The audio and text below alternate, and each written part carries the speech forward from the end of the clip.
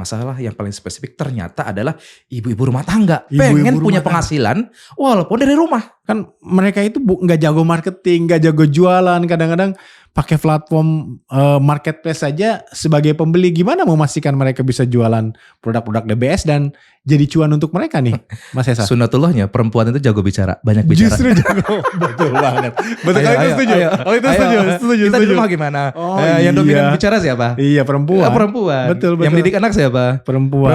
Sepakat. Yang sering update status di sosmed siapa? Perempuan. Perempuan. Yang Oh, sering curhat gitu. di sosmed siapa? Perempuan juga. Perempuan kan? Iya. Nah, itu adalah salah satu yang saya lihat bakat perempuan yang Allah lahirkan, yang Allah ciptakan. Gitu.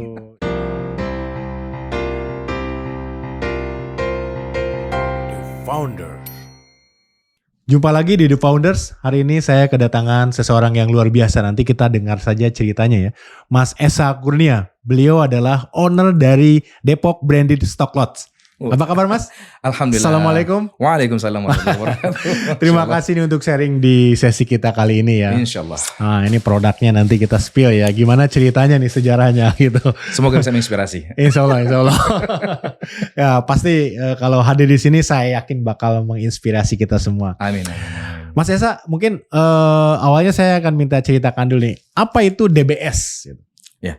Kalau DBS itu Depok Branded Stock Lots itu adalah kita ngambil barang dari pabrik ya, distribusikan ke pedagang.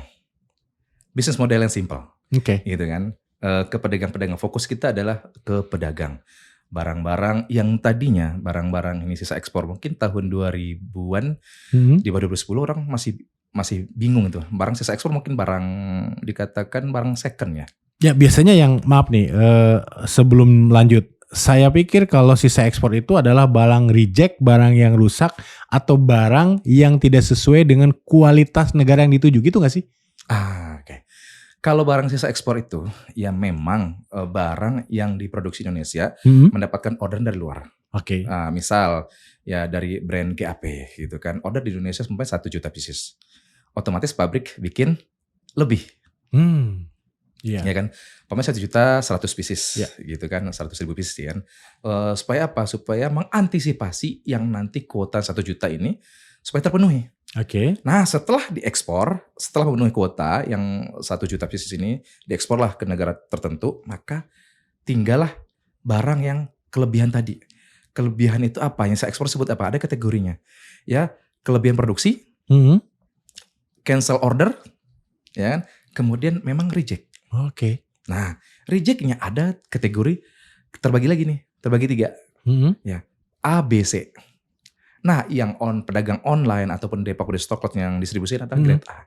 Kalau grade C itu biasanya kena gunting parah, sobek, itu didaur ulang. Oke. Kalau grade B itu biasanya di bordir lagi, setelah dibordir atau dirubahlah atau di pasar malam apa sebagainya. Ada kurang-kurang dikit lah ya? Ada kurangnya.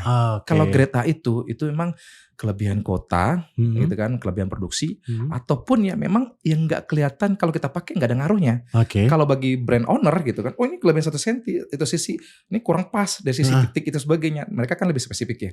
Kalau kita pemakai Indonesia mana ngerti? Ya. Nah itulah yang disebut dengan barang jasa ekspor. Oke. Yang kita jual itu yang grade A-nya, yang Grade memang layak pakai dan ini barang baru. Oke. Nah, branded ini sebenarnya apa? Brand lokal atau brand luar? Brand lokal pasti dong ya? Ekspor namanya juga. Kalau kalau branded ini adalah barang luar. Oh, barang yang luar. kita mainkan barang-barang luar, barang-barang besar. okay. Brand-brand besar. Brand-brand besar ya? Iya. Okay. Dan ini juga jualan di Indonesia. Jualan Indonesia juga. Tetapi yang main di Indonesia dijual di Eropa. Oke. Mungkin pernah dengar kali ya. Oh, Nike ataupun Adidas. Orang Indonesia jalan-jalan ke Jerman gitu kan. Liburan ke Jerman, ternyata beli Nike ataupun beli Adidas, made in Indonesia. Made gitu in Indonesia, betul. Iya. Karena produksinya di Indonesia. Dijualnya di luar. Di luar. Sementara di mall kita di Indonesia ini adalah barang-barang dari produksi dari Cina, Bangladesh, Vietnam, Thailand. Oke. Karena mereka ini brand owner ini sengaja mereka main pola itu memainkan sisi emosional kita. Emosional kita apa? Oh, kita lebih senang brand luar negeri. Oh, ini band in Vietnam. Oh, ini band ini. Nah, itu kan akhirnya dijual lah di Indonesia nih. Oke. Seperti ini barang-barang itu. Tapi barang-barang terbaik adalah buatan Indonesia. Dijual di mana? Di Eropa. Di Eropa. Oh, itu gitu. keren. Justru gitu ya. Justru gitu. Oke. Itu, dan akhirnya barang sisa ekspor ini banyak yang melirik setelah kita coba ini kan. Tadinya sampah, bahkan orang pabrik pun bingung mau buangnya gitu kan. Akhirnya kita coba dikeluarkan ada etikanya. Nggak boleh langsung keluarin juga. Jadi secara formal memang sesuai prosedur ya? Sesuai prosedur. Bukan diselundupkan oleh karyawan pabrik ditampung, enggak kan ya? Itu nggak boleh. Nggak boleh ya Itu itu kita ya? haramkan main kayak gitu ya. Oke. Dan barang ini bisa keluar kenapa gitu. Itu ada rentan waktu. Umpamanya brand A gitu kan, dia market di Eropa. Itu kita market dulu selama 3 sampai 6 bulan di sana. Mereka market dulu. Oh, nggak boleh langsung dikeluarin sisanya boleh. itu. Nggak boleh langsung keluar. Sih. Yeah. Nah, setelah 3 sampai 6 bulan, nah kan ada style baru. Masuk lagi ke pabrik ini. Kan Indonesia pabrik banyak kan Korea ya. Yang punya, betul. Gitu. Nah, dapat style baru. Nah, yang style yang lama ini itu baru boleh dikeluarkan. Sistem lelang. Ya karena udah lewat musimnya misalkan udah lewat fashion seasonnya gitu. Dan tidak mengganggu market brand owner. Gitu ceritanya. Nah, di Indonesia berhubung tuh barang juga limited edition gitu kan. Di Indonesia nggak ada. Bahkan pun kalau kita ke Eropa ternyata barang tuh habis gitu kan. Kan luar biasa tuh brand. Seperti Zara kan hitungan minggu dia sold, habis barang nggak ada naik lagi kan. Nah, para yang pencinta brand tersebut gitu kan mencari gitu kan. Mana yang ada gitu kan. Di Indonesia ada yang sisa ekspornya yang tempat produksi barang terbaik kan gitu ya. Di DBS ini salah satunya. Paham saya. Di Public Stock Lots ini. Oke. Gitu kan. Nah, inilah yang kita distribusikan barang-barang seperti ini. Oke, gitu kan. Paham. Saya awalnya saya bilang DBS ini sisa ekspor. Berarti barang-barang reject, barang-barang jelek dan sebagainya. Ternyata brandnya adalah brand global gitu ya, yang diproduksi di lokal dan sisa ekspor itu grade A tadi. Artinya secara kualitas sudah pasti memenuhi. Entah itu karena kelebihan stok, karena memang dilebihin ya, supaya nanti kuotanya bisa terpenuhi. Jangan ngepas gitu ya kalau buat pakaian dan sebagainya itu. Atau tadi ya kalau yang kurang dikit sekali nggak kelihatan gitu ya. Main di sana ya. Kita pemakai mana paham. Wah, oke, luar biasa. Kita udah cinta brand gitu. Tetapi keluarnya pun setelah ada timingnya gitu kan.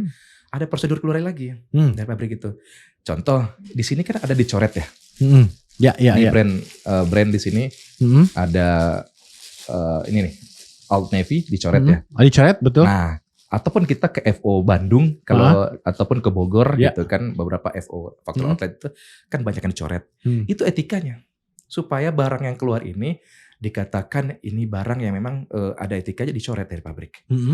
Dicoret ataupun digunting setengah. Itu pabrik pun menjaga etika barang yang keluar di Indonesia gitu kan.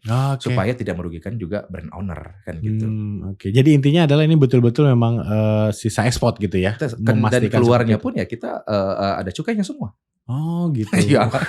Ada pajaknya juga semua. Ada pajaknya semua ya. Semua. Jadi ada, bukan barang gelap ya. Bukan barang gelap, ada PEB-nya semua kan. Betul.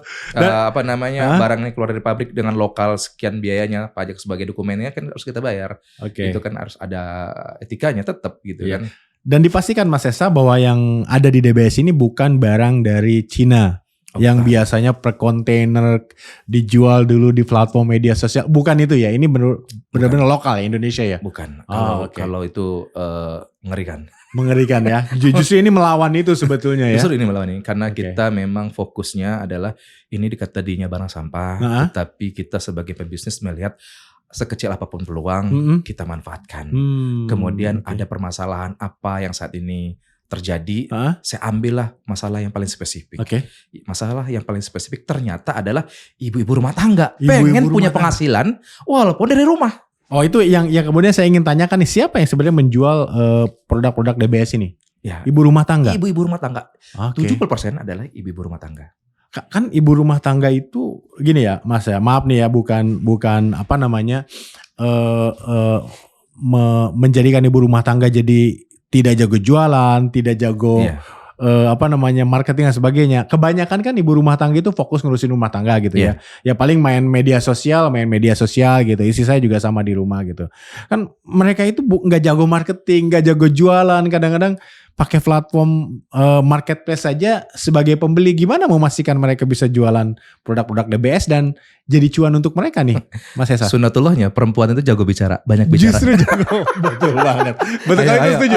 Oh itu setuju. Kita di rumah gimana? Oh, Yang iya. dominan bicara siapa? Iya, perempuan. Perempuan. Betul. Yang mendidik anak siapa? Perempuan. Sepakat. Yang sering update status di sosmed siapa? Perempuan. Yang sering curhat di sosmed siapa? Perempuan juga. Perempuan kan? Iya. Nah, itu adalah salah satu yang saya lihat bakat perempuan yang Allah lahirkan, yang Allah ciptakan. Gitu. Itulah ini ya, apa namanya, potensinya di sana. Potensinya di situ. Oke. Mereka perempuan itu ya kalau live nih. Live cerita-cerita tentang perempuanan sambil dia make up, sambil dia pakai baju. Itu ada yang nanya, Mbak, yang dipakai bajunya apa Mbak? Aku pengen dong Mbak kayak gitu. Dari yang dipakai aja belum jualan nih, yang dari pakai aja. Dia tuh udah bisa meng-grab customer. Perempuan itu luar biasa. Iya, dan sekarang dimudahkan dengan teknologi ya. Dimudahkan udah dengan di semua di tangan orang-orang gitu ya. Tadinya ibu-ibu rumah tangga tuh cuman update status, akhirnya banyak yang ribut nggak jelas gitu kan. Saya edukasi. Bu, daripada update status nggak jelas, mending update barang jadi cuan. Update produk ini, ibu coba deh update gitu kan. Oh mas, benar itu pernah juga yang datang ke saya. Dia tidak tahu dirinya punya kelebihan, tetapi dia tuh butuh diyakinkan gitu kan. Makanya saya Bu, coba deh. Ibu update status punya WA? Punya. Punya Facebook? Punya. Instagram? Punya. Coba ibu naikin statusnya. Ibu punya friend list? Punya. Ibu itu modal ibu. Kalau udah punya friend list, udah punya banyak daftar teman, udah bagus tuh. Punya teman-teman alumni? Punya grup RT RW? Punya. Itu bu market. Iya ya. Saya bilang gitu. Captive market gitu ya. Itu market saya bilang gitu. Coba deh ibu naikin sekarang nih, jangan beli dulu. Gitu kan. Foto nih produk nih. Naikin. Pas naikin nanya ada langsung. Itu barang ada. Gitu kan. Itu harga berapa? Iya. Bagus juga itu. Walaupun nanti kita kasih foto yang bagus. Kan kita sediain fotonya kan. Kami sediain foto yang jadi layak. tidak disuruh mereka foto dengan handphone seadanya, memang disiapin juga ya? Siapin. Oke, luar biasa. Ya kita bakalin dong. Kan ibu-ibu kan capek juga moto-moto sendiri. Iya. Ya kan, bagaimana ibu-ibu ini minimalisir lah kerjaannya gitu kan. Tapi tetap cuan kan. Kita kasih foto, bikin videonya gitu kan. Tinggal naikin caption aja. Pas dinaikin caption dia, ada nanya. Nah iseng-iseng akhirnya belanja dia. Akhirnya dia mendalami diri, ternyata saya bisa jualan. Gitu, akhirnya saya tambahlah edukasi. Edukasi kita webinar gitu kan. Gratis tuh? Oh gratis. Kan kita ada paket ya. Ada paket ya. Terus untuk pemula juga kita berikan itu yang sangat minim lah modalnya. 1 jutaan. 1 jutaan kalau kita ke mall makan habis mungkin lebih dari itu ya. Makan, keluarga, parkir apa sebagainya kita kan lebih dari 1 juta kan. Tapi dengan di rumah dengan mengeluarkan 1 juta dengan modal kita sekarang serba gratis nih platform semua platform yang sosmed dan juga marketplace dengan modal 1 juta udah dapat 50 pieces barang. 50 pieces ya? 50 pieces pakaian anak-anak itu lengkap variannya nanti. Nah bagi orang untuk memulai sesuatu dengan modal yang sangat minim itu kan kayaknya nggak begitu masalah gitu kan ya. 1 juta biasa uang juga udah habis kemana-mana kan. Masa buat usaha 1 juta saya nggak berani kan.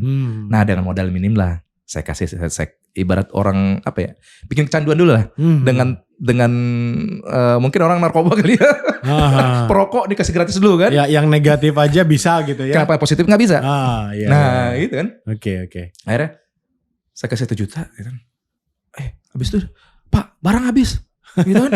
Balik lagi. Yang tadinya bengong-bengong, saya ada videonya di YouTube saya sendiri gitu. Yang tadi bengong-bengong datang bingung milih barang, ya backgroundnya nggak ada gitu kan. Akhirnya setelah dia ngelihat ada pasar, ada pertanyaan gitu kan. Udah dia langsung ketagihan. Bahkan belanja bisa puluhan juta setiap bulannya. Oke, Mas Esa, kecanduan dia itu. Ya, mungkin saya mulai dulu dari ini kan mungkin ada viewer kita yang memang belum pernah berbisnis, belum pernah wirausaha, belum pernah mengeluarkan uang atau gaptek gitu. Saya tanya mungkin segaptek apa sih yang pernah gabung di DBS ini?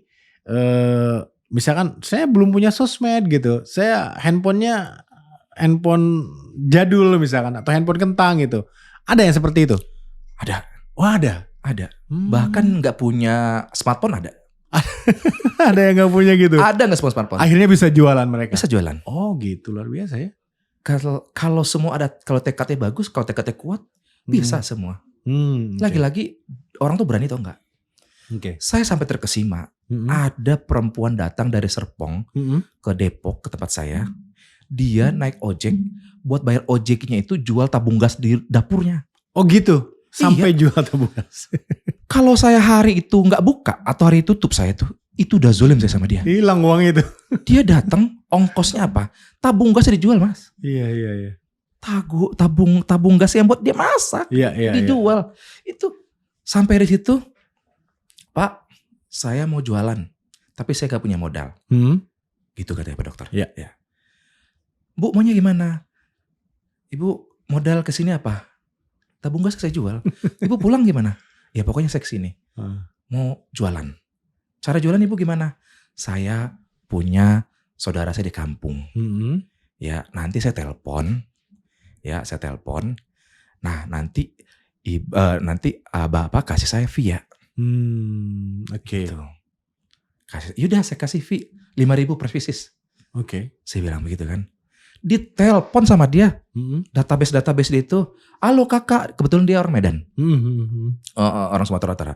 Halo kak, aku lagi di tempat grosir ini kak, katanya kan.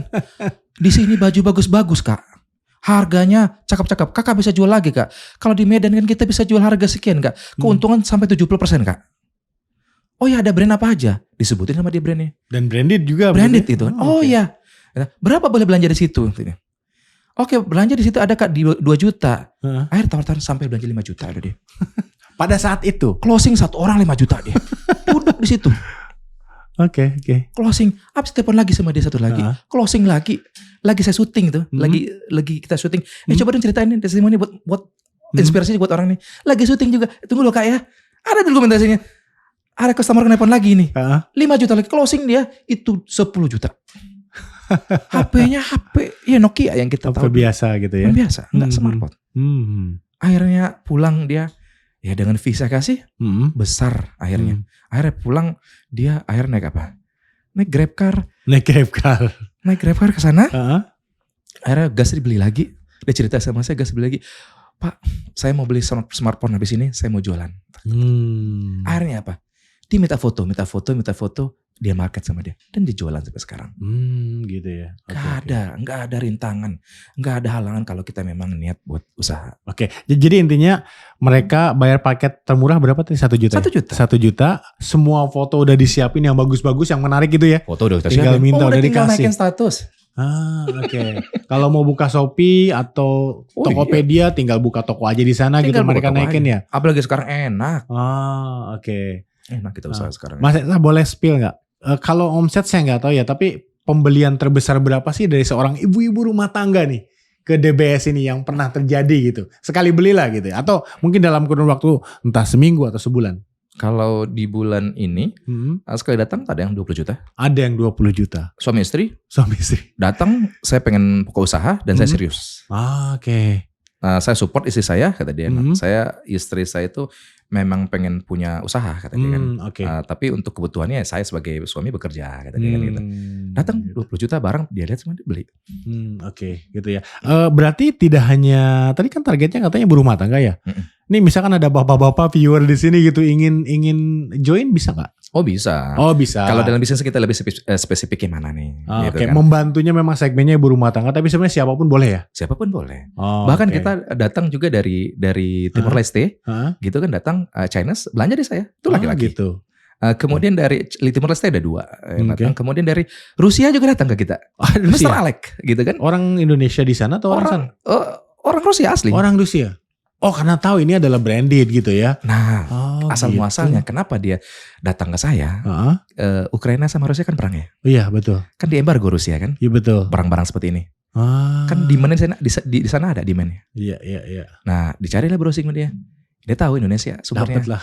Ketemulah saya, datang dengan bahasa Indonesia yang terbata-bata. Saya datang ke sini naik kaki. Harusnya kan jalan kaki ya. Iya. Dia sampai ini. Saya sampai gitu stay. Ternyata. Saya tadi nggak melayan dia kan. Nah, saya dari Rusia pas WA kan.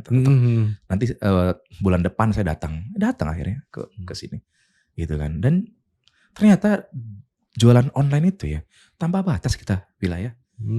Oke. Bisa kita. Siapapun bisa ya. Bisa. Apalagi sekarang courier service tuh udah across ini ya, udah pulau, negara, kota dan segala macam udah kemana-mana ya. Sekarang itu kan kita disupport juga sama jasa pengiriman ya. Jasa pengiriman luar biasa itu. Kita telepon jasa pengiriman sekarang. Jemput ya mas. Gitu. Iya. Kita di rumah aja. Intinya sekarang apa? Kita nyariin konten. Iya. Seperti Dokter Dimul ini. Konten kita kan. Konten kan. Kita ngonten. Isi konten kita apa ya? Harus spesifik dong. Gitu kan. Iya. Mas Esa, kalau bicara mengenai fashion ini kan, kalau saya kecenderungannya adalah tidak terlalu suka gonta-ganti baju nih gitu ya. Ini segmen bajunya itu untuk semua umur atau semua gender?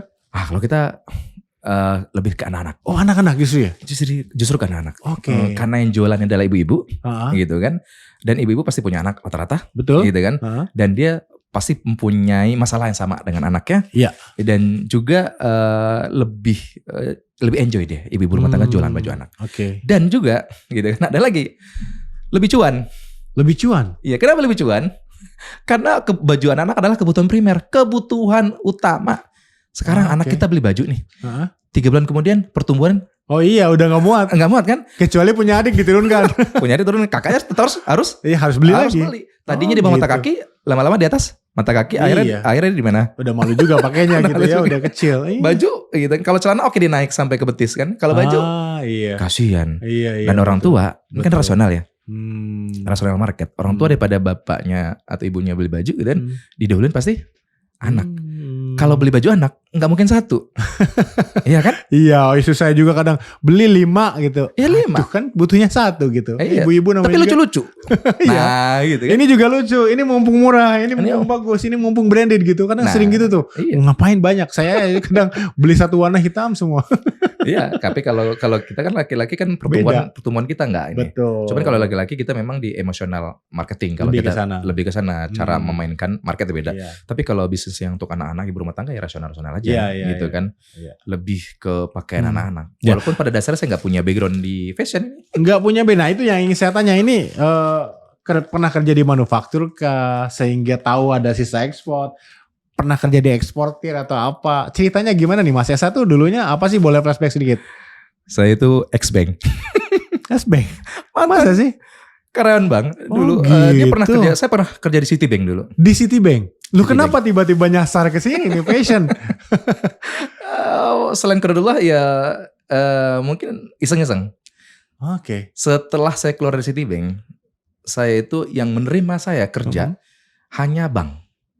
Iya, biasanya gitu kan. Apalagi Citibank itu lulusannya itu udah ditunggu lah, bank lain. Saya wisuda alhamdulillah di Ritz-Carlton. Oh gitu. Dan lulusan terbaik. Lulusan terbaik, akademi terbaik. Saya punya sampai saat ini saya simpan sertifikat dan juga penghargaan itu, gitu kan. Terbaik saya Advisor Credit Card, gitu kan. Dan ilmu pemasarannya itu yang saya terapkan di sini. Ya, tapi kenapa exit dari industri bank? Maksud saya itu, kenapa? Ada sesuatu kah? Secara spiritual. Spiritual journey ya. Akhirnya menemukan gitu. Gitu kan. Dan setelah dari Citibank itu saya nggak diterima sama perusahaan lain. Oke. Gitu kan. Akhirnya cobalah di sini. Berarti pertama nyoba itu, maksud saya nih, kenapa kepikiran fashion dulu deh gitu ya? Kan banyak nih bidang bisnis itu, kuliner, ke trading atau apapun kan. Kenapa fashion dulu, itu dulu? Ini gara-gara saya berantem sebenarnya. Sama siapa? Sama supplier. Sama supplier apa? Supplier baju. Oh gitu. Saya berantem dulu.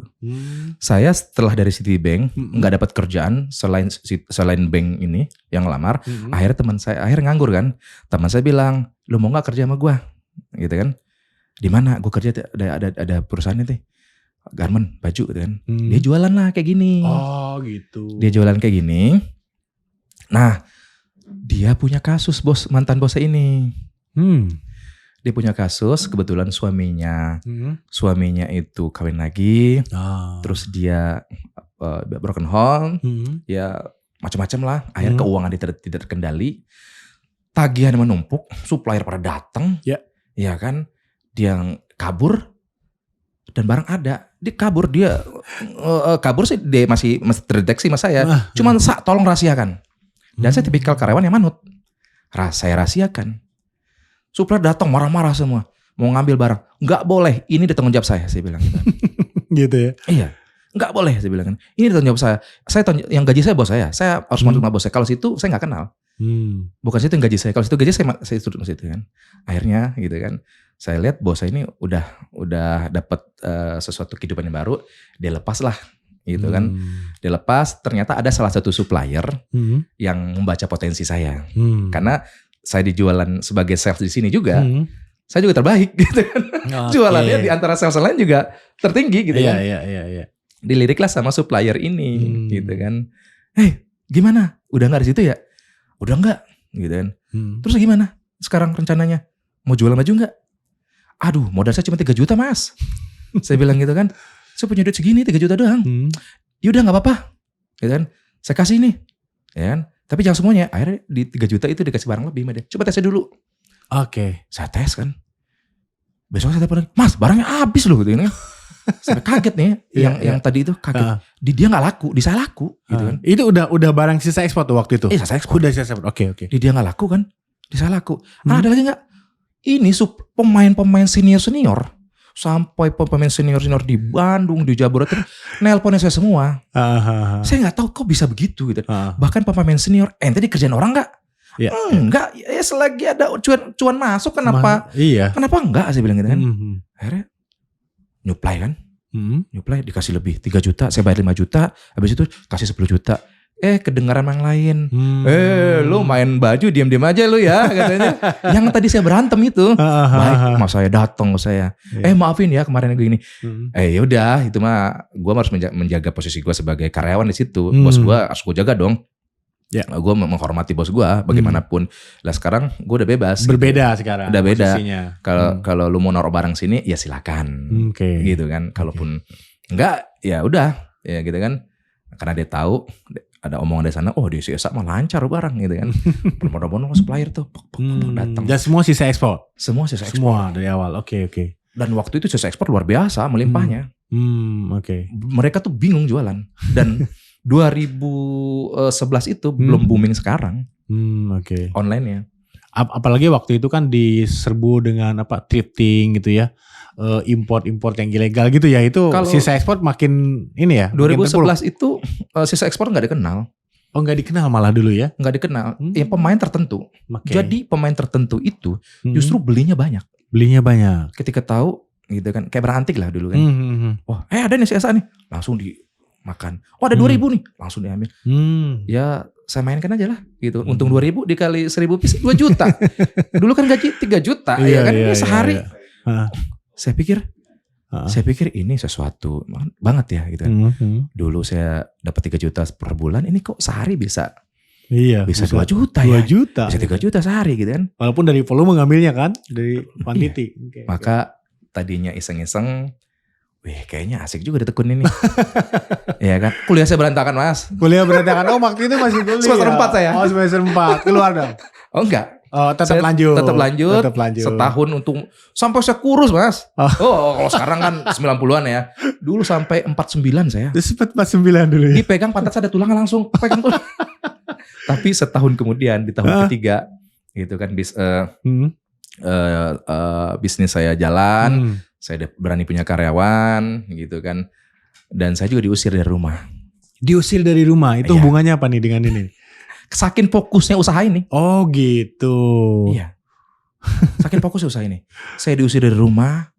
Dan saya mendapat perkataan yang tidak enak dari kekeluargaan. Dari keluarga ini. Keluarga. Lu percuma sekolah tinggi-tinggi. Jadi pedagang baju mah. Orang Padang mah Tanah Abang gak sekolah juga bisa dagang. Iya gitu ya. Iya. Stereotipnya masih seperti itu. Masih seperti itu. Percuma lu kuliah. Itu kan. Terus akhirnya saya kan kebetulan tinggal sama tante ya. Ya mungkin yang nalurinya lah, lu anak tinggal di sini tapi lu nggak pernah perhatiin rumah, dipandang perhatiin gue, lu fokus ke bisnis, kemana tahu, mungkin waktu itu nggak ke bisnis kali dipikirin. Ini anak kayak bandel nih gitu kan. Akhirnya keluar perkataan, lu kalau nggak mau diatur gitu kan, kalau lu nggak nurut sini, kalau mau ego lu sendiri, lu keluar dari sini. Gitu. Akhirnya saya keluar dari rumah itu, pamit baik-baik. Cuman saya bilang saya usaha gitu kan. Dan belum tahu waktu itu usahanya ini. usahanya tahu. Oh udah tahu. Tahu. Ya cuman dianggapnya ini usaha apa sih gitu ya? Usaha apa sih? Kayak gini-gini. Mas, Oke. masuk ke kamar itu karung-karung Mas. Oh iya paham. Ini Itu kan apaan? bal-balan gitu ya. Oke. Bahkan waktu itu bilang belum ada toko online waktu itu, belum rame Belum kan. ada ya. Dibilangnya apa? Mas, kalau jualan tuh di kios. Lu jualan di kamar. Teman saya sendiri. Lu yang bener aja Bang, jualan di kamar. Iya. Jualan di kios, di toko, cari pasar no. Ya saya pikir, dia yang belum tahu gitu kan. Nah termasuk tante saya ini, akhirnya saya pamit gitu, Bu ini gitu kan. Dia kan pasti gak enak hati dong. Dalam hati mungkin niat ngegertak. Ternyata serius. Serius. Iya. Serius akhirnya saya ngontrak lah. Gitu ngontrak. Dan telepon masuk dari keluarga banyak gitu. Esa lu mau jadi anak bandel di rantau? Saya anak perantauan Mas. Anak perantauan. Oke. Mau jadi apaan? Datang kakek saya nelpon gitu kan. Kamu nih kuliah sekarang, tapi kamu nggak kerja. Terus kamu keluar dari tante kamu, makan kamu di mana? Tante kamu nggak salah. Iya, kayak nggak salah saya bilang gitu kan. Cuman saya pengen fokus. Fokus apaan? Saya pengen tetap kuliah. Saya tetap pengen punya penghasilan sendiri. Saya nggak mau lagi ngerepotin keluarga. Oke. Saya yakin di sini. Kamu yakin kata kakek kamu? Yakin. Minta doanya kayak setuju. Kakak udah saya setuju, satu yang dituakan, saya ngerasa enak dong. Iya udah oke. Kalau gitu lanjutkan bisnis kamu, lanjutkan kuliah kamu, supaya ada dari perut kita bisa sarjana, bisa S2 katanya kan. Akhirnya dari situ saya lanjutin usaha, dan semester 6, akhirnya saya nggak telat, langsung blast ya, langsung selesai. Dan itu S1 saya pendidikan, uangnya itu dari baju ini, jual baju. Dari baju. Oke. Setelah saya lulus, saya ongkoskan dari keluarga saya dari Sumatera ke sini gitu kan. Saya bilang sama keluarga saya, Umi, saya mau ngelamar calon istri saya. Oke. Kamu punya duit? Gitu kan? Gitu kan? Iya. Ada, saya bilang gitu kan. Ya orang tua saya nikah akhirnya. Duit dari sini. Duit dari sini. Dagang ini. Iya. Dagang pakaian. Nah, dari kampung yang naik pesawat, yang diongkosin semua. Akhirnya saya ngambil rumah, punya mobil umur 21. Mau 21 itu? Iya, punya rumah, gitu. Waktu itu harga kurang lebih 500 jutaan, ya kan. Kemudian punya mobil, ya kan. Sesuatu lah umur 21 di kampung itu anak-anak yang tadi siapa sih si Esa gitu kan. Yang kelihatannya hampir putus kuliah karena nggak jelas gitu, gak jualan jelas. apa gitu. Oke. Akhirnya punya karyawan, kok bisa karyawan sampai 10. Kok temen dia bisa kerja sama dia. Nah gitu kan. Dan saya ngeliat situ potensi ada di situ, akhirnya baru tuh baru yakin. Esa ini udah ada bukti. Udah ada bukti. Ya. Udah ada bukti sampai saya S2. S2 malah ya. Dari baju ini. Dari baju ini. Keluarga udah ini sekarang dong, udah dukung dong. Oh, udah dukung. Tante udah oke dong, udah dukung juga. Dan tante saya nggak salah. Nggak salah, emang naluri. khawatir aja. Oh iya benar, itu khawatir dia. Ini ponakan saya. Iya. Ini anak. Iya mungkin miskin dari luar kan orang tuanya misalkan. Pasti bahaya nih nanti kalau ini anak rusak, saya juga yang salah. Iya paham. Di sini kan. Iya wajar lah ya. Wajar, nggak salah. Kalau sampai kapanpun dia nggak salah. Iya. Tetap orang berjasa bagi kehidupan saya kan begitu. Oke. Ini kan pengalamannya luar biasa dan bisa hidup, bahkan bukan hidup sih. Hidup udah sangat layak sekali, bahkan sudah memutuskan bahwa ya DBS ini jadi boleh dibilang bisnisnya Mas Esa ya gitu ya. Nah, bisnis yang long term ini. Nah, pertanyaan saya adalah apa yang bisa dibagi nih ke audiens kita bahwa dan meyakinkan bahwa ini bisnis bisa cuan, bisa hidup, bahkan bisa menghidupi kita dalam jangka panjang, bukan hanya hidup layak, lebih dari layak. Apa pengalamannya atau tipsnya nih buat teman-teman yang di rumah? Dari story saya sampaikan tadi adalah titik fokus. Titik fokus. Kita fokus dan bisnis. Iya kan, fokus bisnis. Jangan bisnis ditinggalin. Jangan setengah-setengah. Iya kan? Ketika ada yang mengganggu sesuatu, hindari gangguan. Sampai saya bisa menikah. Itu kan sesuatu yang yang menikah di tanah Betawi itu kan tahulah berapa biaya. Tidak murah, ngelamar dan sebagainya gede dong itu kan. Iya. Menikah orang Betawi. Kalau di Minang sih oke lah, perempuan itu sebenarnya nggak perlu biaya ini. Ini nikah sama orang Betawi kan tantangan banget. Berarti kan, orang gitu Betawi kan. ya istri ya? Asli Betawi, Depok asli gitu. Depok ya. Iya, kemudian bisa selesai S1, S2 itu kan sesuatu yang luar biasa, meyakinkan dari pakai ini nih. Yang tadi keluarga saya dihina apa sebagainya gitu kan. Tetapi alhamdulillah ya kita bisa kontribusi ke kampung, kita bisa kontribusi di sini. Ini bisnis yang sangat layak. Oke, gitu kan. Mas Esa, tadi kan Mas Esa melalui perjuangan yang saat itu teknologi belum mendukung, belajar mungkin otodidak gitu ya, sampai karung-karung di kamar. Ini kan sekarang ibu-ibu rumah tangga dimudahkan ya. Lebih mudah malah ya. Justru semua disiapkan, diajarin gitu ya. Diajarin. Gitu ya? Okay. Saya kan mau punya bisnis ini harus ada dampak kebaikannya. Ya. Bisnis itu adalah kita memberikan solusi. Tergantung kita mencari permasalahan yang ada. Kan kita bersyukur ya hidup ini punya masalah. Ketika kita S1, S2 sampai gelar doktor pun ya kita kan harus ada harus ada permasalahan yang kita angkat. Pastilah di ini. Nah, tinggal kita memberikan solusi yang tepat, akurat atau tidak. Dan tentu gitu kan dari pendidikan itu saya juga nggak setuju bilang nggak usah pendidikan tinggi kok bisa kita tetap kaya. Enggak juga saya nggak setuju itu ya. Tadi perkataan tadi ya, orang ada kok yang nggak lulus SD tapi bisa jadi miliarder. Iya, gitu kan. Iya kan, itu dia gitu kan. Kalau kita maka pendidikan itu penting. Formal maupun informal apapun tetap penting ya. Itu bisa kita combine. Iya. Itu adalah ilmu yang membuat kita sukses di dunia akhirnya kan karena ilmu. Nah, saya bisnisnya pengen punya solusi. Apa sih permasalahan-permasalahan yang ada? Oh, ibu-ibu rumah tangga. Gitu kan. Ibu-ibu rumah tangga pengen. Ada permasalahan itu sebenarnya gini. Ibu rumah tangga, mahasiswa. Mahasiswa dia di waktu senggangnya pengen punya penghasilan. Gitu kan. Atau karyawan. Di senggang waktunya dia pengen punya usaha, pengen inilah ya, pendapat tambahan gitu kan. Yang ketiga adalah ya orang-orang pedagang. Orang-orang pedagang untuk menambah stoknya. Contoh toko ini saya tawarkan, ini kan menambah. Saya analisa tuh. Nah, belajar analisa dari mana? Dari kampus, dari kuliah kita belajar analisa. Dari kuliah, betul. Iya kan? Belajar analisa permasalahan. Iya kan? Akhirnya saya prioritasin. Oh, yang poinnya lebih tinggi adalah ibu-ibu rumah tangga. Ibu rumah tangga. Yang tadinya bekerja, setelah dia menikah dia nggak bekerja tetapi pengen punya penghasilan. Yuk kita angkat topik ini, yuk kita angkat permasalahan ini, yuk kita berikan solusinya. Oke, lebih banyak waktu. Lebih banyak waktu mereka ya. Dan kita berikan cara yang tepat. Ibu rumah tangga kan pasti pengen punya usaha yang mudah jalanin. Iya. Iya kan? Oh, dari HP-nya aja tek foto. Nggak usah deh, nggak usah dia moto, kita fotoin deh produknya, kita kirim deh katalog WA-nya, kita kirim aja, tinggal naikin. Nah, akhirnya sebuah bisnis itu ya memang kita harus bisa memberikan solusi yang tepat gitu kan dari sekian banyak masalah.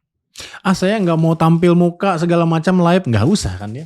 Tadi modal network, list ini tinggal dikirimkan. Kalau untuk tampil muka itu pilihan. Pilihan ya, ada yang memang suka ya silakan gitu ya. Kalau model saya kan memang orang sales ya.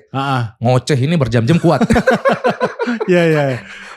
Bahkan saya dulu jualan kartu kredit, jualan kertas loh Mas, jual janji itu. Iya, jual janji. Saya ikut pameran di Giant dulu kan di beberapa supermarket itu.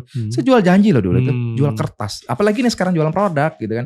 Terus kalau tampil di kamera, kenapa masih takut gitu kan? Iya. Tampil orang nggak kita kenal aja, kita bisa kok gitu kan. Nah, kembali lagi ke pilihan gitu kan. Ada plus minusnya. Bisa kok jualan tanpa tampil muka, kadang ibu-ibu rumah tangga ada yang males lah kayak gitu, bisa dong ya? Bisa. Kan kita siapin fotonya. Kita siapin videonya, kita siapin juga captionnya, skripnya. Iya. Mudah kan jualan sekarang? Mudah banget, tidak seperti Mas Esa dulu ya. Oh iya, perjuangannya luar biasa. Saya dulu perjuangan luar biasa. Berarti gitu kan. formula yang tadi sampai katakanlah dalam tanda kutip keluar dari rumah keluarga itu diformulakan sehingga memudahkan ibu-ibu rumah tangga gitu ya. Iya. Mudah kan gitu kan. Tapi bicara bisnis bukan kita bicara manis aja ya. Iya. Perjalanan hidup saya pasti juga setelah saya naik tadi juga ada, saya pernah ditipu. Oh, pernah juga? Pernah. Pada saat bisnis ini? Pernah. Oh gitu. Gimana kok bisa ditipu? Mereka bukan beli ya kayaknya. Itu gimana? Ceritanya gimana coba boleh tahu? Saya ditipu itu karena saya terlalu percaya sama karyawan. Oh, karyawan justru ya, bukan seller ya ini. Oke, gimana tuh? Saya ditipu ada 2. Satu karyawan, satu supplier. Satu supplier. Lagi-lagi saya terlalu percaya. Lagi-lagi gitu ya. Terlalu percaya. Makanya tips juga gitu kan buat calon pengusaha nih gitu kan. Ya memulai bisnis dari kita sendiri dulu. kelonin bisnis, bahasa saya kelonin dulu. Bener-bener. Dan juga jangan bisnis autopilot. Kontrol. Tetap harus kontrol. Harus kontrol. Saya lost waktu itu. Ketika saya hijrah ya. Setelah saya menikah, badai besar tuh. Setelah menikah. Wah, bisnis saya tuh berantakan. Pisah dari mitra. Customer menghilang.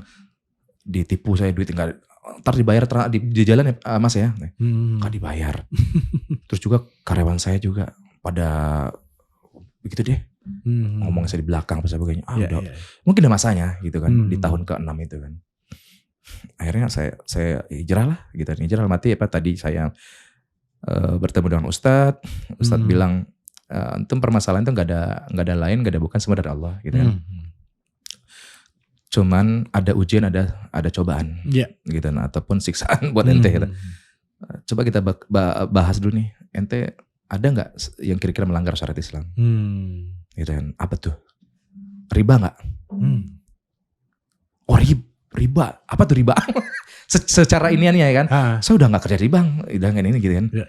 Akhirnya ini masalah akad, ini batil, riba itu nggak bisa diinin, harus diperbaiki semua. Pinjaman bank apa sebagainya, ya mungkin buat orang kan ada masalah, tapi buat ente bermasalah, gitu kan. Ya bahasa baiknya ke saya tuh, ente lagi diperhatiin, gitu kan. Cobalah saya, ya udah saya lepasin sampai rumah tadi yang saya idam-idamkan. Di umur 21 saya beli, di umur 26 saya lepas. Dilepas.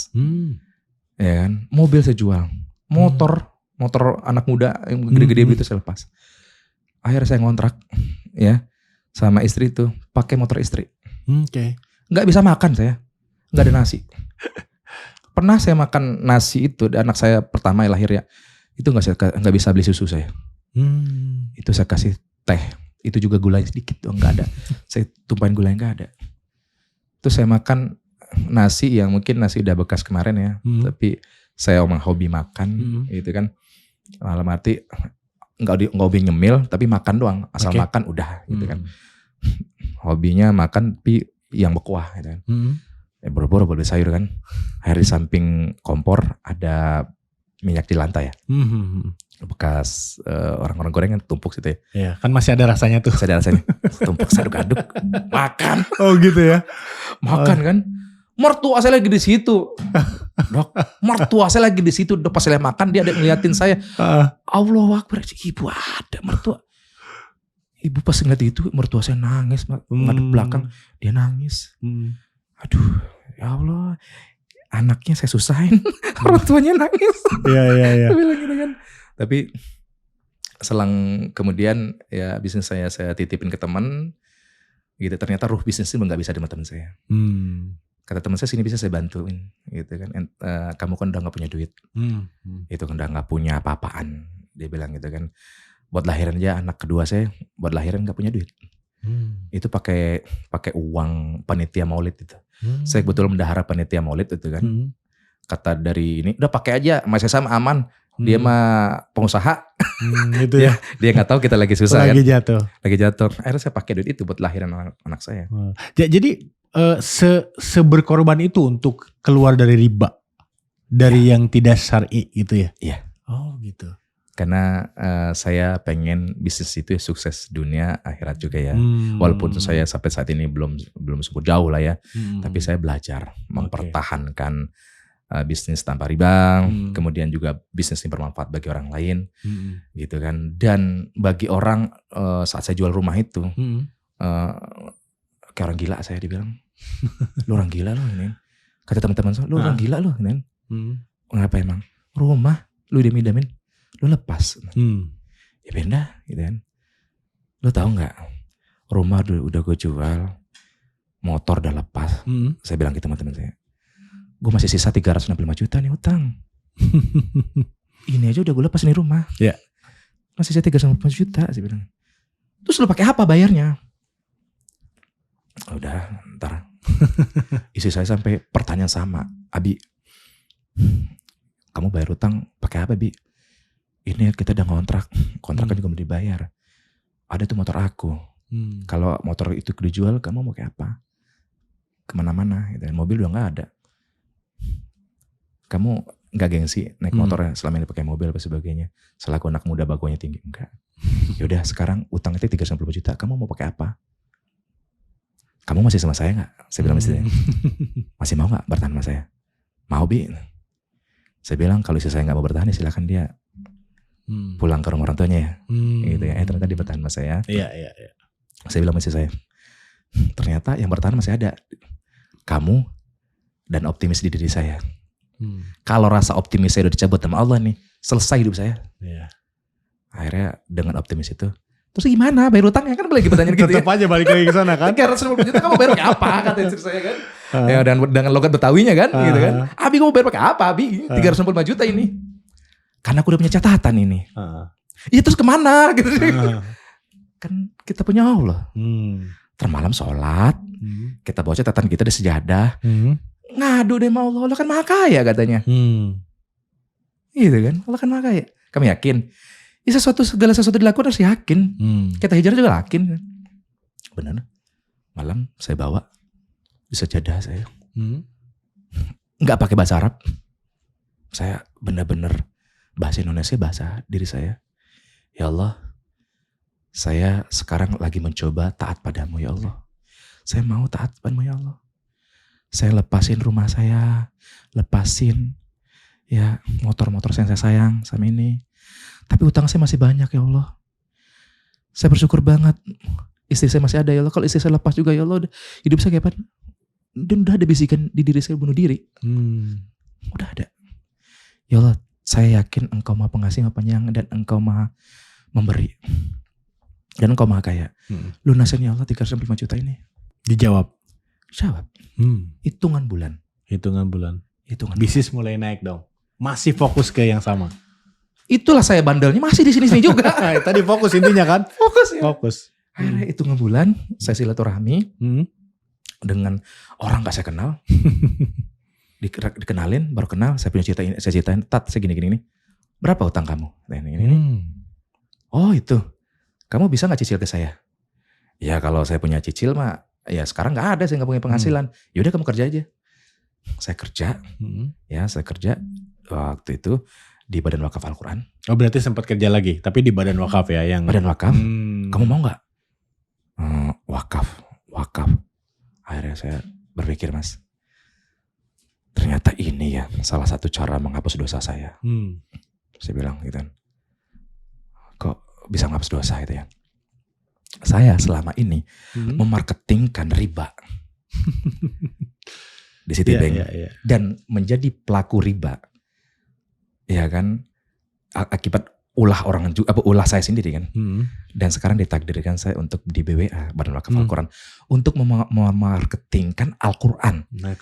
Supaya orang berwakaf dan wakaf Al-Quran ini supaya mengislamkan orang-orang di daerah dan juga menjaga keimanannya. Dan saya belajar lagi, pahalanya mengalir. Dosa saya dosa jariah, tapi ini pahala jariah. Yaudahlah, nggak digaji pun saya mau di sini. Gitu kan, nggak digaji pun saya mau di sini. Dosa jariah saya bisa hilang gitu kan. Iya. Akhirnya saya kerja di Badan Wakaf gitu kan. Wah sedih itu kerja di situ, tapi jam 3 tuh, jam 3 subuh tuh, saya udah jalan ke Tebet, udah jalan ke Cipete, buat masyiarkan subuh-subuh. Kita punya wakaf, punya program untuk daerah-daerah, untuk menjaga keimanan. Kalau enggak kita kalah dengan misionaris dan juga banyak yang masih gota uruf, dan ini adalah amalan kita. Berapa lama tuh? Itu 1 tahunan. 1 tahunan menjalani itu. Dibayar tapi kan ya? Alhamdulillah, profesional. Ada lah ya profesional gitu ya. Profesional, dan saya sangat diperhatikan di situ. Ya, dan punya skill marketing juga kan, bukan hanya menampung pengangguran kan itu, bener gak sih? Iya. Dan saya langsung dibilang, mereka tahu background saya. Yaudah buka cabang di Bogor. Oh gitu. Kok langsung buka cabang? Saya bilang. Ya udah, ya ntar tahu background ini. Gitu. Udah, buka cabang saya. Langsung punya anak buah di sana. Habis di sana, Mas Esa, antum ke Jakarta aja. Kenapa? Ya udah dah, anak buah di Bogor tinggalin aja. Nanti ada ngurusin. Masuk Jakarta, akhirnya Jakarta kan. Akhirnya ya belajar di situ. Banyak lebih belajar ke agama aja di situ. Dan saya punya penghasilan itu, alhamdulillah ya, sangat dibandingkan dengan dagang ya sangat kecil banget. Tetapi berkahnya beda. Oke. Utang saya Mulai lunas ya. lunasin. Oke. Terus tadi usaha saya jalan dengan teman saya ini. Masih jalan berarti nih ya? Selama bekerja di Badan Wakaf Al-Quran juga? Diakuisisi sama teman saya tadinya. Oh gitu. Ya. Udahlah, gue bantu sini. Nah teman saya juga mikir, ini peluang gue nih gitu kan. Supaya growth juga. Ternyata dia gak bisa. Akhirnya dia nyerah. Esa ke toko ya. Ya udah ya. Gimana Pak? Saya gak bisa ngelola karyawan kayak gini. Gak sanggup, minus gini-gini nih. Saya serahkan. Oh yaudah Pak, serahkan ke saya. Makasih udah dibantu, usaha masih jalan. Berarti diambil alih lagi waktu itu ya? Sambil alih lagi. Sambil alih. Tapi saya masih di BWA waktu itu. Saya ambil jalan, ada investor masuk. Oh, ente main ini ya? Gitu kan? Ke DBS ini? Iya, DBS. Masuk. Udah DBS belum namanya? Atau DBS. belum ada namanya? Udah DBS? DBS. Oke. Oh, ente main ini ya? Saya pernah main ini dulu nih, gitu kan? Pulang juga. Butuh dana gak? Butuh kita. Gitu kan? Gitu kan? Berapa? 250 juta, saya bilang gitu kan. Ada proyek, ada kan barang ini. Sekian.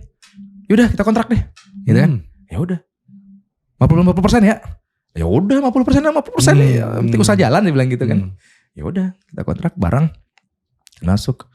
Ya Allah, pas barang udah masuk. Itu barang reject Mas, ditipu saya sama suppliernya. Ujian lagi ya? Ujian lagi. Ya Allah, ini belum selesai nih ujian nih, saya bilang gitu kan. Saya udah bener ya Allah gitu kan. Iya.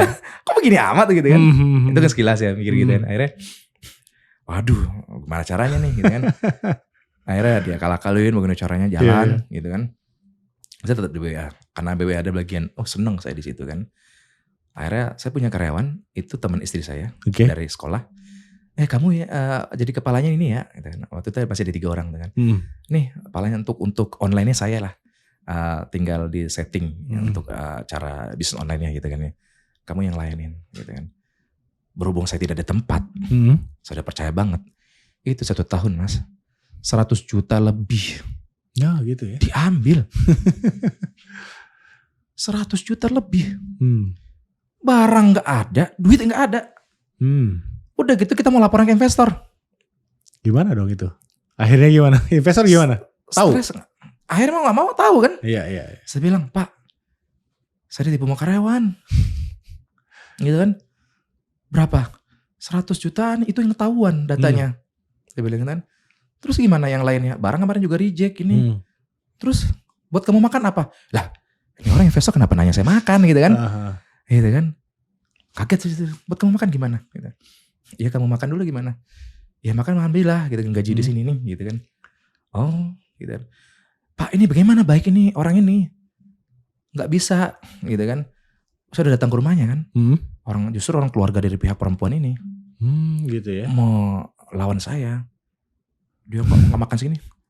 Saya print datanya. Saya tanya sama customer. Transfer ke rekening dia. Pribadi. Bukan DBS. Melalui kasir pun. Dibilang kasir rusak tapi akal-akalan dia. Supaya dimanualkan. Belanja 3 juta menjadi 1 juta. Ya itu kan poin di situ. Saya tanya, kamu kenapa sampai di sini? Sampai bisa mengkhianati ini? Saya perlu Pak. Gitu ya. Tapi gak sebanyak itu Pak kayaknya. Print deh rekeningnya. Pas di print rekening koran dia, saya ke bank sama dia. Ternyata dia punya pinjol. Oh itu. Tahun berapa itu? Udah marak ya pinjol? 2019. Oh oke. Berarti saat-saatnya mau pandemi ya? 2019. Itu dia punya pinjol. Gitu kan. Itu hampir setiap hari disedot 600, 300. Iya. Itu dia dari mana? Pas dari kita dong. Iya. Gitu Dimana kan? lagi kan? Dimana lagi? Kerja di sini. Akhirnya itu. Udah, kamu keluar. Kamu saya tuntut ini. Saya bilang gitu kan.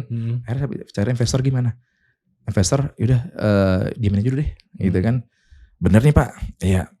Apa yang harus kamu lakuin? Emosi lah Pak, ini saya. Sakit saya seminggu di situ kan. Saya berpikir ulang sama istri. Udahlah kita ikhlasin kali ya. Gitu kan. Yaudah deh. Apa yang harus kita lakukan di saat kita dizolimin kayak gini? Kan dizolimin doa kita dikabul nih. Sekarang jangan doa diri deh. Doa diri kita aja deh. Gitu kan. Ya Allah, uang yang ratusan juta ini Engkau gantilah ya Allah dengan miliaran datang ke saya. Itu doa saya. Udah mau putus asa itu. Doa saya di akhir tahun itu diganti dengan miliaran. Akhirnya di Januari 2020, yuk siap, saya bilang siap mulai gitu kan. Mulai gitu kan. Pas mulai ini barang udah ready semua. Di Maret pandemi kita. Anjlok gitu. Barang baru masuk. Itu lagi-lagi pakai duit investor saya. Dan juga titipan barang dari teman semua. Anjlok. Ya kita gak mau menyerah. Akhirnya saya bilang ke BWA, Ustadz saya resign ya. Antum bisnis antum udah jalan emang gitu kan. Udah jalan. Berani resign nih kayaknya. Udah berani resign nih gitu kan. Dapur udah aman gitu kan. Karena itu tahu saya dapur kan gak aman. Belum Ustadz. Belum gimana mau resign? Iya Ustadz, pokoknya saya mau resign. Mau fokus ke bisnis. Saya minta apa doanya? Kamu jangan resign. Bini kamu nanti gak bisa makan, anak kamu gak bisa makan nanti. Kata direktur BWA ini. Gak bisa, saya harus fokus. Bisnis saya di kayak gini nih, keadaannya gini-gini nih. Yaudah, kan kamu bisa, kan kamu punya anak buah. Anak buah kamu meeting aja, Senin aja sini. Enggak, saya bilang. Enggak bisa Pak. Maaf banget. Saya malah gak enak hati sama yang lain nanti. Gitu ya. Saya bilang, gak enak hati sama yang lain. Gak enak hati sama yang lain, yaudah. Kamu udah yakin desain? Saya minta doanya Pak. Saya mau fokus. Alhamdulillah. Dengan fokus. Lagi-lagi kita fokus ke bisnis. Saya lihat permasalahan kita apa? Pandemi. Pandemi orang di mana berkumpulnya? Oh di online. Gimana kalau kita buka YouTube? Bagaimana kita lakukan edukasi di YouTube? Akhirnya saya lakukanlah edukasi di YouTube. 3 bulan, 6 bulan kemudian meledak. Omset bisa di atas 1 M per bulan. Itu udah jualan online berarti ya? Karena kan udah pandemi ya. Oke. Jualan online. Akhirnya melalui channel inilah. Channel YouTube gitu kan. Dan juga di online ini. Karena satu kuncinya fokus. Fokus ya? Ya fokus. Dan juga kita ikhtiarnya ya tanpa inilah. Iya. Tanpa nggak boleh pantang surut lah gitu kan. Iya, dan tadi 100% udah niat dan meninggalkan tadi riba atau apa ya? Hijrah di awal itu ya. Yakin itu bicara iman. Kita bicara iman, bicara ikhtiar kita udah all out. Iya, betul. Gitu kan. Bicara ikhtiar kita udah all out, bicara keimanan kita udah menyerahkan diri sama Allah.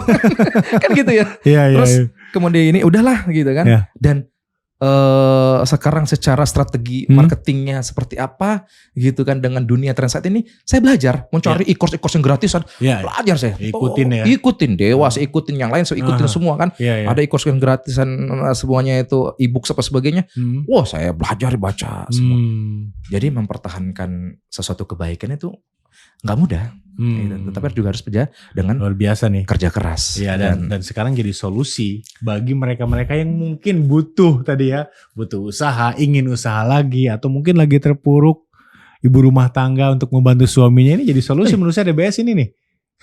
Wallahi pernah yang datang waktu pernah di PHK suami istri dari Purwakarta datang ke saya katanya pengen bunuh diri cuman gara-gara nonton YouTube saya katanya saya ada energi lagi Pak. Ternyata konten-konten yang kayak gini nih yang menginspirasi yang edukasi yang kalau menurut kita apa sih itu hal yang biasa gitu tapi itu jangan anggap sepele bisa menjadi solusi bisa menjadi inspirasi dan bisa menjadi energi bagi orang lain ternyata. Akhirnya datang ke saya Pak mau gak saya jual boleh gak saya jual yang gini tadinya saya mau bunuh diri gini-gini. Segitunya Akhirnya apa mereka sekarang jadi sales mereka jualan sekarang ada orderannya ada aja kehidupannya. Ya ternyata bisnis itu bukan hanya bicara cuan bukan hanya bicara kita harus untung tetapi bisnis ini adalah bisa memberikan energi ke orang lain bisa berbagi dan memberikan solusi buat kehidupan orang lain kebermanfaatan ya luar biasa sekali Mas Esa ini luar biasa ceritanya mudah-mudahan menginspirasi lagi lebih banyak orang terutama viewer di channel kami ini dan mungkin nanti gimana kalau orang-orang berminat tuh gimana nih? Apa ada link khusus atau tidak? Nanti saya masukkan di deskripsi atau gimana? Nah boleh. Ada link khusus gitu kan? Atau nanti ada kontak WA. Pokoknya kontak aja ke sana. Dan mudah lah intinya prosesnya ya. Mudah. Bahkan dari nol dikawal sampai bisa cuan gitu kan? Kita proses ordernya bisa datang langsung. Kalau nggak bisa datang langsung untuk teman daerah bisa chattingan, kirim katalog via WA, bisa teleponan. Dan bisa video callan. Itu setiap hari video callan. Sekarang belanja enak. Takut ketipu gitu kan. Takut bahan gak ngerti. Dikasih tahu Bu ini bahannya ada bludru nih. Bahannya bludru gitu kan. Nah, yang kayak gini kan. Oh, ini bahannya Bluedroo sweaternya Bu, ini mereknya kayak gini nih, Cat Enjek nih, size-nya ini enak buat umur sekian. Nah, ini bahan ini dijelasin di video. Oh, oke. Secara langsung gitu kan. Dan ini brandnya ada gitu kan. Dan ini barang sisa ekspor. Dan dikasih tahu buka packingannya kayak gini. Dan tadi yang penting diedukasi juga ke reseller itu, ke seller bahwa cara menjelaskan disebut sisa ekspor itu apa itu mereka tahu ya, dikasih tahu ya. Oh kan kita punya YouTube Depok Restock loh. Karena saya sendiri tadi kan baru tanya nih ke Mas Esa nih. Sisa ekspor itu bukan barang reject, ternyata tadi dijelaskan. Dan ini nanti ibu-ibu juga, ibu rumah tangga bisa tahu ya lebih banyak tentang sisa ekspor ini ya. Betul adanya konten kita gitu kan. Kita kan orang nyari kita di Google ya. Betul. Nah, dengan ada konten kita mengedukasi itu minimalisir orang untuk bertanya di kita. Bagaimana prospek datang, iya kan? Langsung check out, sudah yakin closing. Ya. Iya, betul. Jadi kita nggak, kalau dulu sebelum kita mengedukasi di online gitu kan, banyak pertanyaan untuk begini sampai busa gitu kan. Iya. Sampai busa kita berapa bab penjelasan tentang marketingnya itu baru closing gitu kan. Kalau nggak dipulang mikir-mikir dulu Mas gitu kan. Tapi sekarang kita dengan teknologi saat ini gitu kan, kita mengedukasi dia melalui channel-channel kita punya, channel YouTube gitu kan. Kita edukasi gini-gini nih, dia datang tuh udah 99% untuk jualan. Untuk jualan ya. Kalau customer berarti untuk beli gitu ya. Iya. Begitu strategi ini bisa diduplikat siapa saja. Oke. Iya, ini strategi yang saya lakukan dan alhamdulillah ampuh. Dan ini silakan diduplikat. Mau bikin kayak gini silakan. Bahkan ada yang mencontek saya juga, bahkan banyak yang melakukan hal yang sama menjadi kompetitor, tidak masalah bagi saya. Oke. Jadi Mas Esa yang tadi paket itu mereka juga bisa milih produknya ya? Ada yang bisa pilih, ada yang tidak. Oh, ada yang bisa pilih, ada yang tidak. Yang tidak bisa pilih itu untuk pemula-pemula yang bingung. Oh, dan daripada milih juga nggak ngerti gitu ya. Kita pilihin. Dipilihin gitu ya. Yang udah 1 juta, 2 juta gitu kan. Iya. Oh, saya udah ngerti Mas, ini saya mau belanja banyak gitu kan, 2,5 atau 5 juta gitu. Yaudah pilih sendiri gitu kan. Mau mana Bu sesuai dengan marketnya. Ini gitu kan. Udah pilih. Kita kasih harga gross atau harga yang lebih murah dari harga gross, harga khusus. Oke. Kita berikan kemudahan kok. Iya, bisa di WA, bisa video call. Kalau yang biasanya suka lihat dulu secara fisik bisa datang langsung ya? Oh, datang langsung di gudang kita. Oke, luar biasa. Kita siapkan pokoknya. Ngopi gratis, mau datang sama keluarga silahkan. Oh gitu ya. Ya. Kita konsep rumah gitu kan. Rumah ada 3 rumah, kita jadikan gudang. Oh, oke. Dan dijamin barang adalah ya? Oh, barang ready. Banyak ya? Mau belanja 1 juta sekarang juga bisa. Luar biasa. Mantap. Barang siap ya. Oke, Mas Esa, saya pikir ini inspiratif banget. Mudah-mudahan banyak yang terbantu. Itu yang saya harapkan ya. Solusi bagi teman-teman ibu-ibu rumah tangga terutama untuk membantu perekonomian keluarga. Oh, banyak. Atau siapapun mungkin. Saya ingin fokus deh menarik kayak jualannya. Udah full time di sini juga bisa kan gitu ya. Bisa. Berarti ibu-ibu rumah tangga yang tadi cuma belanja 1 juta gitu. Saya pernah datang ke rumahnya. Yang tadi rak doang, rak samping sofa dia ada rak kecil, jualan situ. Nggak nyampe setahun, saya datang itu rak ruang tamunya udah di displayin pakaian semua. Udah jadi shop dia menjadi toko. Kalau itu nggak cuan, nggak mungkin dong dia bertahan. Iya, betul. Karena itu cuan ya, maka dia bertahan dan dia melakukan perubahan. Iya. Dan pasti jangan lupa bahwa barangnya juga bermanfaat dan berkualitas ya. Oh iya dong. Kan branded. Ini kan standar internasional. Standar internasional, bukan barang import selundupan per kontainer yang dijual asal aja gitu ya. Itu bahkan mematikan UMKM di Indonesia ya. Ya justru ini kan menjadi solusi. Siap. Menciptakan entrepreneur. Oke, luar biasa. Indonesia kan pengangguran banyak katanya gitu kan. Dengan kita usaha buka lapangan pekerjaan kayak gini kan, ada terbantu dari saya bisa membantu sampai 30 orang karyawan gitu kan. Terus reseller saya ada 100 namanya. Satu reseller ini bisa mempekerjakan 5 atau 10 karyawan kan udah terbantu. Iya. Sampai perkalian ribuan dan ini kita membuka lapangan pekerjaan dan juga membuka pelaku pembisnis baru. Iya, luar biasa. Iya kan? Kita kan punya visi ke sana. Tetap kita mencintai negeri kita gitu kan dan juga agama kita gitu. Tentunya kita bisnis ini menjadi amalan yang terbaik. Amin. Mas Esa, makasih banyak waktunya. Sukses untuk DBS, Mas Esa, keluarga dan semua resellernya. Sama-sama luar biasa.